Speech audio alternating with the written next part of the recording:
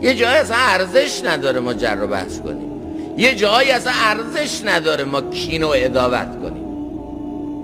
خب یه وقتایی هست من باید طرفو ببخشم، نه به خاطر اینکه اون لیاقت بخشیده شدن رو داره، نه به خاطر اینکه من لیاقت خوب زندگی کردن رو دارم، به خاطر اینکه من روح و روان خودم رو اسیر شخصی مثل این نکنم.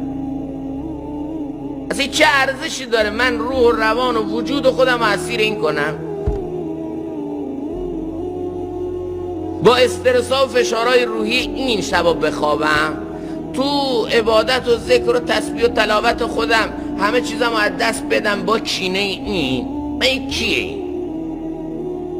اصلا میندازم از گوشه ذهنم بیرون، نه به خاطر این که اون لیاقت بخشیده شدن دارد، خب فقط به خاطر چی؟ که خودم به خودم میخوام احترام بذارم، خودم ارزش خوب زندگی کردن رو دارم و برای خوب زندگی کردن من با کینه ها و عداوت های و بغض های یه فرد فرومایه و ببخشید پایین مثل این نمیخوام زندگی کنم، نمیخوام با این فکر این چیه این مگه؟ چیه این مگه؟